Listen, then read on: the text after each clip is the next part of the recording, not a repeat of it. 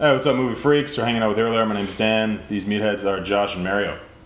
So, Todd McFarlane, the creator of Image Comics, most famous. Oh, genius. Most famous Spawn. for Spawn. He reinvented Spider-Man. Absolutely. Like, he was the one who reinvented Spider-Man into like this organically formed The best poses, the best best poses, and like his capes are still some of the best drawn things. Animes. Yeah. So- Artistically amazing. So Todd McFarlane announced that this long talked about new Spawn movie, because there was a Spawn movie in the 90s. So there's good elements, there's bad elements to it.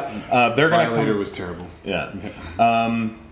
He says they're in production officially on an R-rated Spawn movie with Blumhouse Productions. Now, Blumhouse is a smaller studio, but known for knocking smaller budget movies out of the fucking park. Okay. Most recently, they did Split by M. Night Shyamalan. Amazing. I think they might do the Purge movies, but don't quote me on that. But I know they do a lot of mostly thriller-based horror kind of movies. Low to mid-range budget, like nothing that's ever really more than 15-20 million, so 5 to 50 million, and they all crush. There's an interview with Todd McFarlane, I think, with Collider, where he goes into detail about why the production house is so good and the type of atmosphere that he wants. And it's going to be a lot closer to the HBO animated series. That was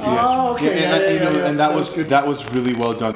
There's a noir aspect to that one. And I think if they are able to keep to that, and not exactly that, but like that kind of ambience, ambience. And Did you guys be excited for this? Oh my god! Like this news is incredible. Like, I mean, and here's the thing: Spawn is not forgotten.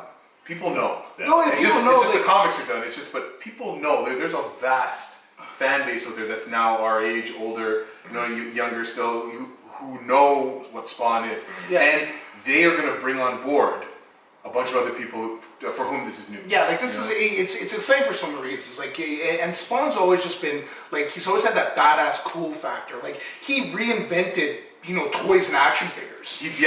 Completely reinvented them as well. Yeah. So you're talking about reinvented Spider-Man, created a character in Spawn, reinvented a whole line of comics. A whole line Image of comics. Image comics completely. Reinvented toys and action figures and stuff like that, made them cool and like put time and effort into them, as artwork. Like now you can put stuff on your table and it's like complete art of what it does. Like from whether 2-dimensional or 3-dimensionally, this guy has contributed so much to geekdom. Like there's anything he does serious quality. This is like he creates images that you idolize. That's what iconographic images. Exactly.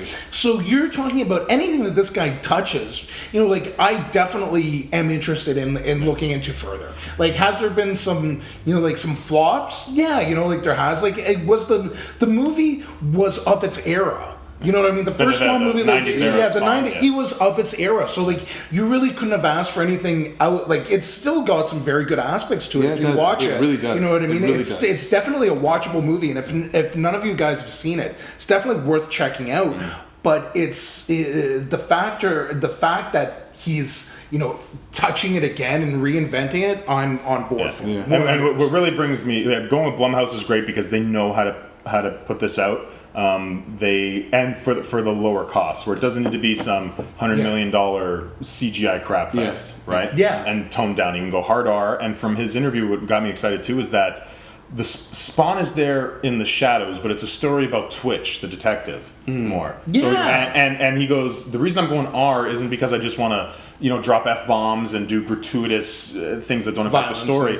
It's the fact that the world we need to visit and go into in order to tell this story is the underbelly is a dark underbelly, seedy world where some bad things happen. Of course. Not that it's there just to get us the R rating. It is there for a storytelling purpose, and that gets me excited. That's how it should be. The right production company behind it. He's been talking about this for a long time, but now that he's got the right partners involved that have the proven track record and a great concept, I'm excited. I'm down 100%. That's another one we got to see together.